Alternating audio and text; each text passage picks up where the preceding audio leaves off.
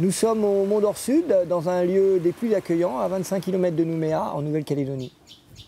Le principe d'une maison énergie positive, c'est fournir autant d'énergie, voire plus d'énergie que son besoin. Donc pour ce faire, il y a plusieurs modes. Et vu que nous, on était en bord de mer, on a privilégié l'éolien, parce qu'on avait un site très exposé. Donc j'ai installé une éolienne sur le bord de mon terrain, face à la mer. Ça me produit, bon an, mal an, sur l'année, assez pour annuler la moitié du besoin énergétique de mon habitation. Toute l'énergie que vous allez produire, elle va être consommée en priorité par votre habitat. Et vous avez la satisfaction d'avoir autoconsommé une énergie non carbonée. Et si jamais vous avez un surplus, il va sur le réseau et puis c'est votre voisin qui en profite. Donc là on arrive au poulailler familial avec réveil matin intégré avec le coq. Donc les poules elles mangent tous nos déchets organiques de la maison. Avant on pouvait faire du compost, maintenant on ne peut plus parce que les poules elles mangent tout. Mais du coup on a un contrat avec les poules, on leur donne nos déchets et elles nous donnent des œufs. Bon ils ne sont pas en chocolat mais on s'en sort quand même, ça nous sert à faire des omelettes et puis des gâteaux. Donc au niveau de la construction, on a choisi le bois, éco-construction avec de matériaux locaux. Pour une raison économique, on construisait nous-mêmes parce qu'on avait mis beaucoup d'argent dans l'achat du terrain et on n'avait plus de sous.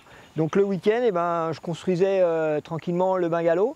Donc l'avantage de la construction bois, c'est que c'est très simple. C'est comme les mécanos, les Lego, il suffit d'acheter une scie, un rabot, quelques clous et puis ça le fait. Là bien sûr c'est que du bois local, circuit court, bilan carbone le moins impactant possible. Donc là il y a du houppe, il y a du pinus, de l'île des Pins, des forêts du sud jusqu'à Netchaot.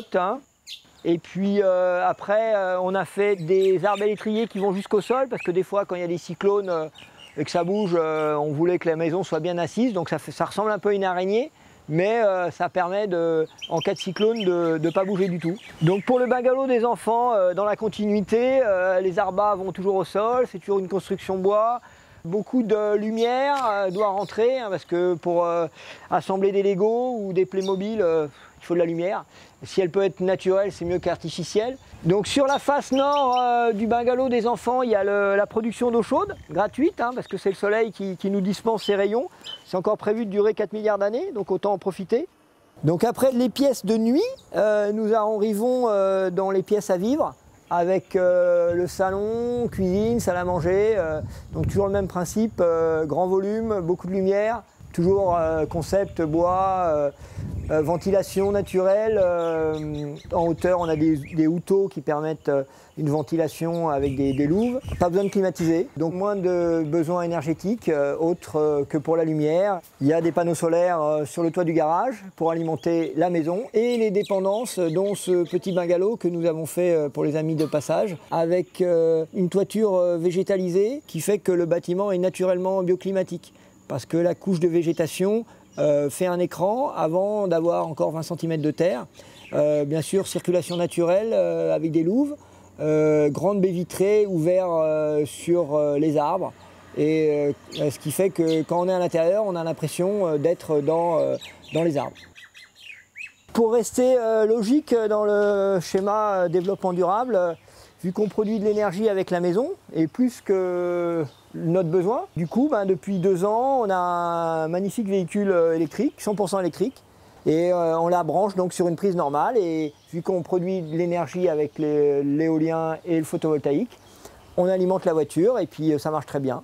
Donc pas d'émissions de CO2 quand on circule, et pas d'émissions de CO2 pour recharger la voiture. Que du bonheur pour la planète. C'est la cohérence de l'achat d'un véhicule électrique. Elle n'existe que si vous avez une recharge avec du renouvelable. Au Mont-d'Or, vu qu'on est une commune innovante, on a la chance d'avoir du tri sélectif depuis des années, contrairement à la capitale où on a encore du mal a priori. Et du coup, on arrive là sur le compteur du producteur de courant qui va comptabiliser la puissance que vous allez soutirer au réseau et la puissance que vous allez réinjecter par votre production photovoltaïque excédentaire. Donc là vous avez un petit T dans l'angle, ça veut dire tirer au réseau, 197 kWh et réinjecter 305. Donc en installant du renouvelable sur votre maison, vous avez une maison à énergie positive, elle est écologique, économique et créatrice de pouvoir d'achat pour vous, pour acheter bio, pour rouler électrique et pour produire et consommer non carboné.